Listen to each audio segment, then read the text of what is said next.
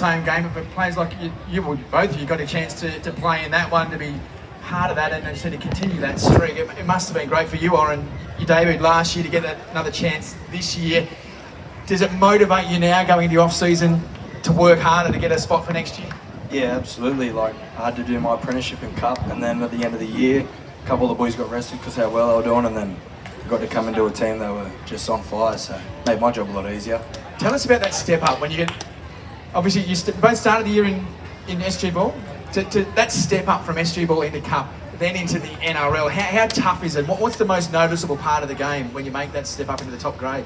Probably just how hard they hit. Like in SG Ball, you can go home and you could probably play the next day, but after an NRL game and a Cup game, it's like you can feel every bump and bruise. So.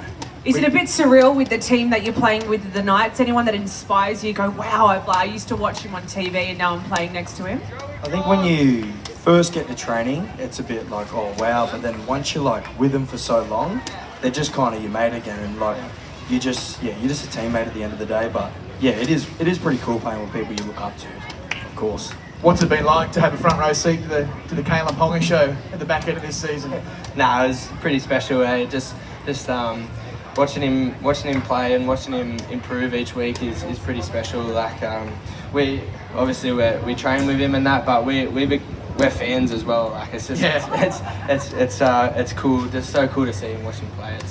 It's ridiculous, really. When you see him train and what he puts into his game, and you see it put into action on the rugby league field, what is it that you see about a player like Kalyn Ponga that makes him special, that sets him apart?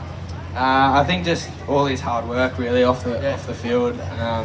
He gets pretty salty with himself if he doesn't kick that goal or doesn't make that pass. So he's there the next day and working on his craft and making sure he's really perfecting it, and which obviously comes out on the field. So yeah, that's the coolest bit. And a fair lesson for all the young players coming through from the little ones here in the crowd. It doesn't matter how much natural ability and talent you have, you still have to work hard on your craft every single day. Yeah, 100%. He's a prime example of it. I think he's got a lot of talent, but also talent. You obviously got to work hard as well. So to see him have that much talent but work so hard off the field, that's why he's such a good player, I think.